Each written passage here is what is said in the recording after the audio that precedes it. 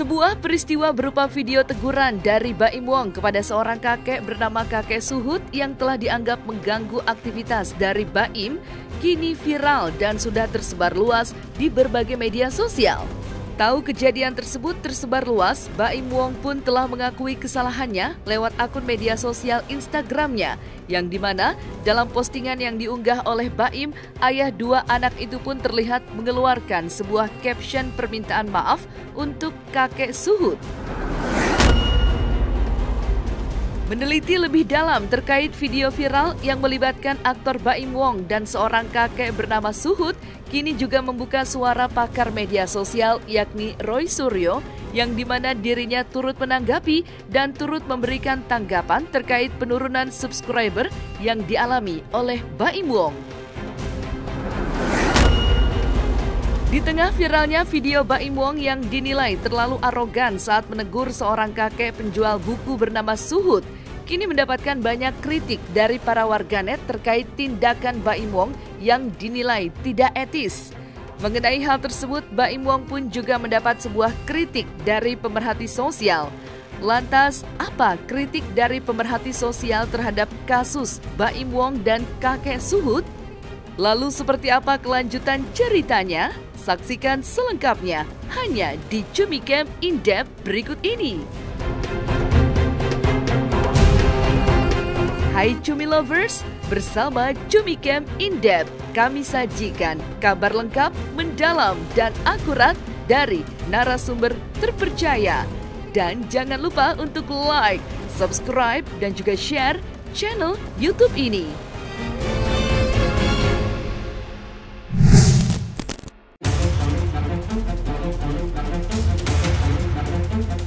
Kejadian yang saat ini menghebohkan warganet melalui sebuah video unggahan dari Baim Wong terlihat memarahi seorang kakek penjual buku bernama Kakek Suhut. Melihat kejadian tersebut kini sudah tersebar luas, Baim Wong pun telah mengakui kesalahannya lewat akun media sosial Instagramnya, yang dimana dalam postingannya mempunyai caption permintaan maaf seperti berikut ini.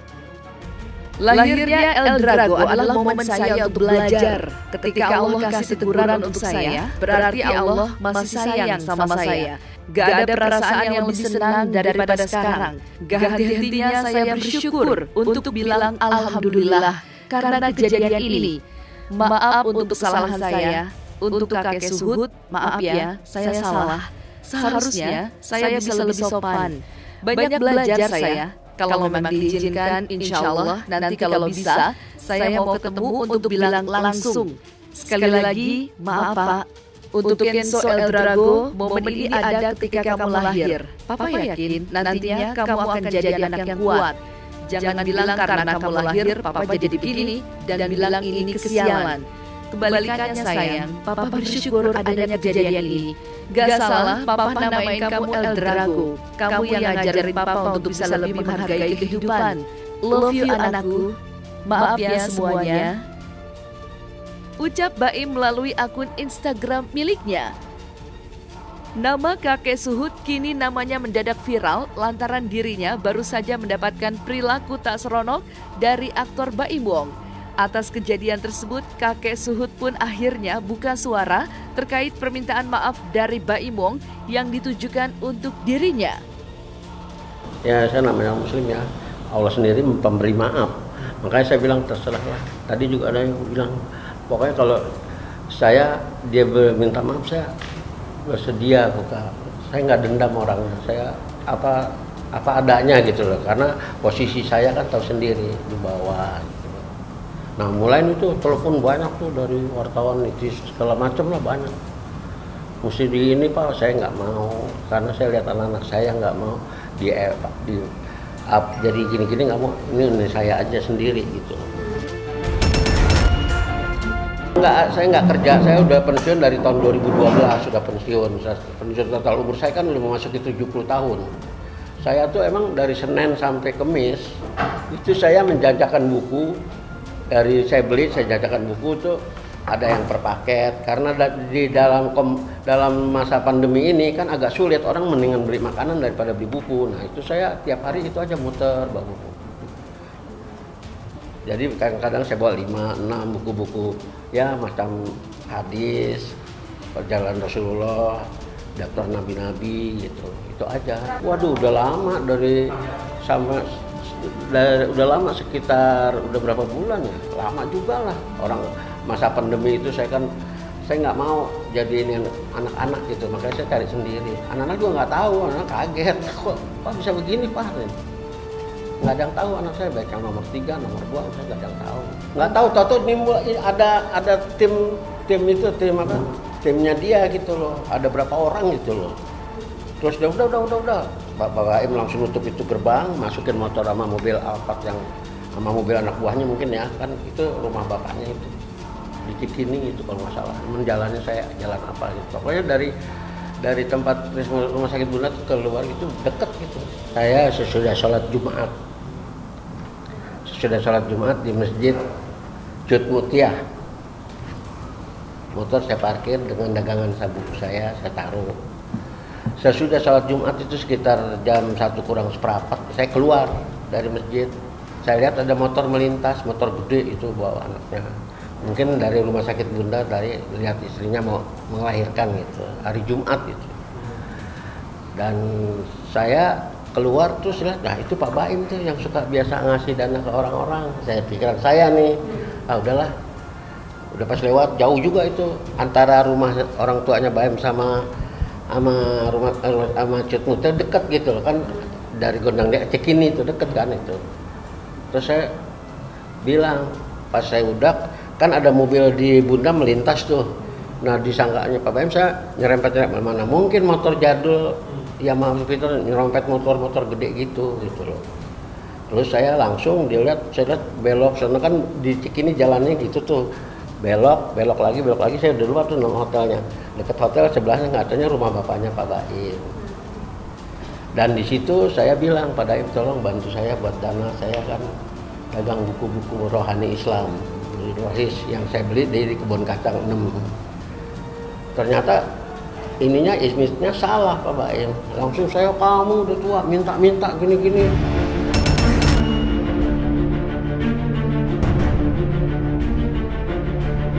Baim Wong dan kakek Suhud sontak membuat kebanyakan orang kini menilai bahwa tindakan yang dilakukan Baim kepada kakek Suhud dinilai tidak pantas. Namun di balik permasalahan yang saat ini menimpa kakek Suhud, kini anak dari kakek Suhud pun akhirnya juga angkat bicara dan menegaskan jika tidak ingin memperpanjang permasalahan tersebut ke ranah hukum. Clear aja gitu, nggak perpanjangan. Masalahnya kan proses peradilan ini kan panjang dan lama. Dan saya juga terganggu lah, kan? Saya kan terganggu atas masalah ini. Saya pengennya udah clear gitu, semuanya clear, nggak ada masalah lagi gitu. Itu aja sih. Menyayangkan sekali. Iya, beda. Publik figur kok begitu gitu. Sedangkan saya orang tua. Kalau dibilang baik-baik kan nggak apa-apa, Pak. Oh saya nggak mau beli, saya gini-gini, saya lagi sibuk. Kan enak itu. Tapi langsung wah saya terus begini ya, diam saya di motor. Malah ngeledek saya, ya itu bagi-bagian duit ke ojol itu ada berapa orang itu saya nggak tahu. Saya nggak mau lihat, saya nunduk aja. Ya tentu saja sih kalau memang mereka ada niatan untuk diselesaikan untuk secara keluarga, nggak ada masalah sih. Pengennya sih emang itu aja gitu, biar semua clear gitu, nggak berpanjangan aja kasus ini. Oh itu pasti ya, namanya anak ya, pasti anak bela orang tuanya. Cuman saya kan mikir ini kan di perspektif Baim Wong juga mungkin situasinya waktu itu dia sedang capek juga, mungkin setelah kelahiran anaknya atau bagaimana gitu, mungkin capek bercampur aduk marah atau gimana ya kan, mungkin nggak ketelepasan ya kan.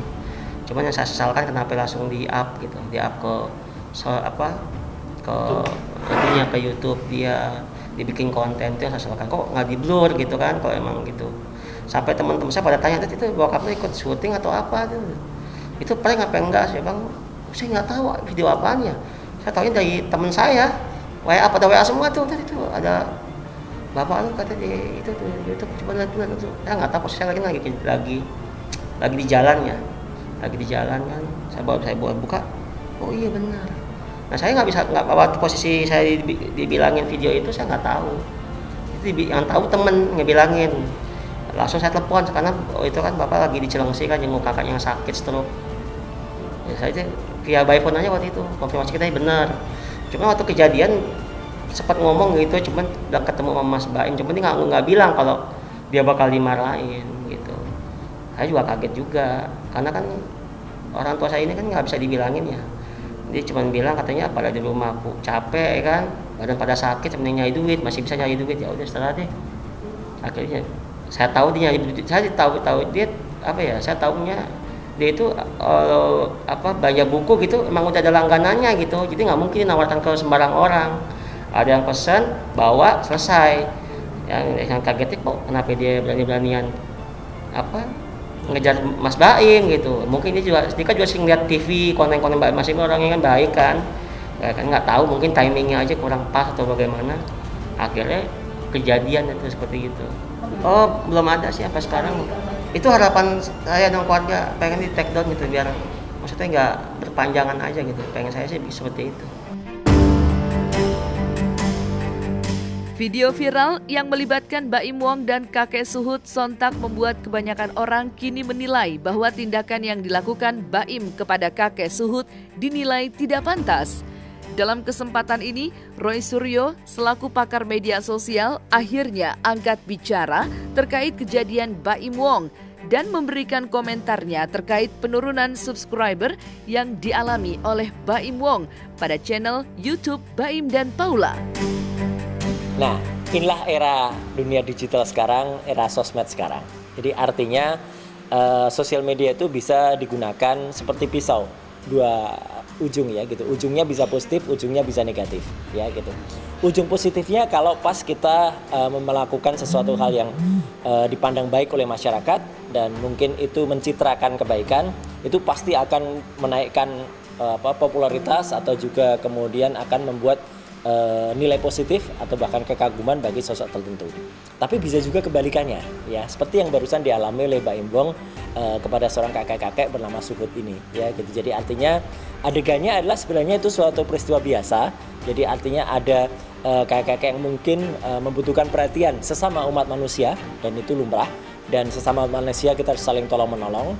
Cuman kemudian karena Baim ini ya seorang YouTuber juga, di mana saja dia direkam dan kemudian kejadian itu juga dia rekam ya, dan sebenarnya disinilah poin kritisnya. Artinya ketika dia merekam kejadian itu kemudian dia melihatnya, di situ sebenarnya dia bisa mempertimbangkan banyak hal. Layakkah ini untuk kemudian diposting ya atau kemudian dipublish sehingga masyarakat mengetahui atau tidak. Dan disitulah titik kritis itu mungkin yang saya nilai adalah lewatnya ada di situ. Jadi ketika dia kemudian mempublish marah-marahnya, dia mempublish umpatannya kepada seorang kakek yang kemudian ternyata kakek itu memang membutuhkan bantuan, membutuhkan perhatian dari dia, tapi ternyata justru dimarahi, ternyata justru mengalami umpatan. Nah, di sini kemudian sosial media bisa berakibat ya seperti kata pepatah ya, kalau orang bilang kalau di sosmed tuh bukan lagi mulutmu harimaumu, tapi jarimu juga harimaumu. Karena sebenarnya ketika dia marah itu, mungkin kalau dia langsung saat itu juga menyesal ya, kemudian dia mengetahui kejadiannya dan dia kemudian insaf atau dia malah berbuat kebaikan kepada yang bersangkutan, kemudian itu yang diupload, nah tentu perspektifnya akan beda. Tapi masalahnya adalah yang diupload adalah kejadian ketika dia hanya marah saja, dan itu yang kemudian membuat jari dia gitu ketika dia mengupload kejadian sebenarnya bisa dia filter itu, tapi tidak dilakukan, malah itu diupload, sehingga membuat masyarakat Indonesia ya, kalau kita bicara data sekarang ya, kita jumlah penduduk kita 274,9 juta jiwa, kemudian lebih dari 180 juta orang itu memiliki akun sosial media ya gitu. Memang itu terbagi-bagi ya akun sosial medianya, ada yang memiliki IG, ada yang memiliki YouTube, ada yang memiliki TikTok, ada yang memiliki Twitter dan lain sebagainya. Dan ini semua kalau dikumpulkan ya jumlahnya adalah mayoritas dari seluruh rakyat Indonesia sekarang. Akibatnya apa yang terjadi? Citra dari seseorang bisa yang tadinya kemudian itu citranya baik atau disukai banyak orang. Nah, gara-gara postingan dia yang mungkin awalnya itu menambah follower, menambah subscriber, kemudian dijadikan konten, akibatnya malah banyak unfollow. Sekarang kita bisa lihat ya banyak gerakan untuk mengunfollow yang bersangkutan, untuk mengunfollow Baim Wong atau kemudian mengunsubscribe yang bersangkutan, dan kemudian dia kehilangan banyak penyuka atau banyak subscribernya ya, followernya, yang itu akan merugikan yang bersangkutan.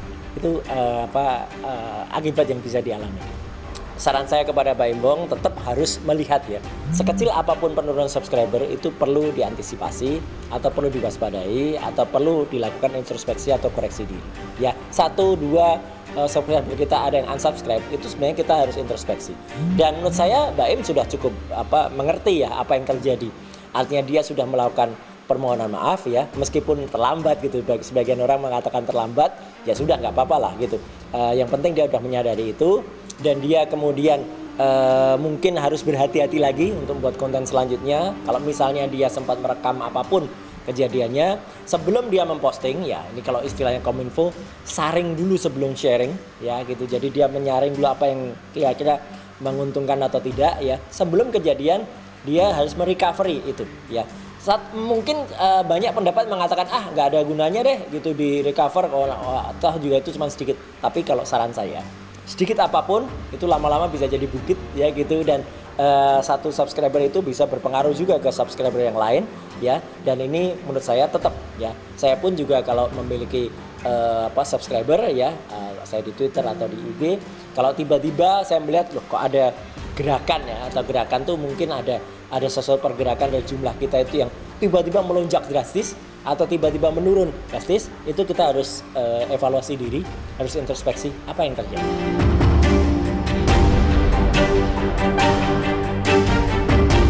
Perilaku yang dinilai tak etis oleh banyak orang yang dilakukan oleh Baim Wong kepada kakek Suhut juga mendapatkan sebuah keprihatinan serta kritik dari Teddy Gusnaidi, pemerhati sosial, melalui akun media sosial Instagram yang memberikan komentarnya seperti berikut ini. Dulu yang dijual itu kemiskinan, saat ini yang dijual orang miskinnya. Menjual kemiskinan dan kemelaratan dari dulu sudah ada, akan tetapi tidak sekotor saat ini. Makin kesini dengan kemajuan teknologi demi mendapatkan uang, si miskin bukan hanya dijual tapi juga dipermalukan seumur hidupnya. Bahkan sampai anak cucunya bisa dipermalukan. Video dipublish dan yang mempublish mendapatkan kekayaan dari video tersebut. Ucap salah satu pemerhati sosial. Nah, selesai sudah Cumi Lovers bersama Cumi Camp In-Depth. Kabar lengkap, mendalam, dan akurat dari narasumber terpercaya. Dan jangan lupa untuk like, subscribe, dan juga share channel YouTube Cumi Cumi.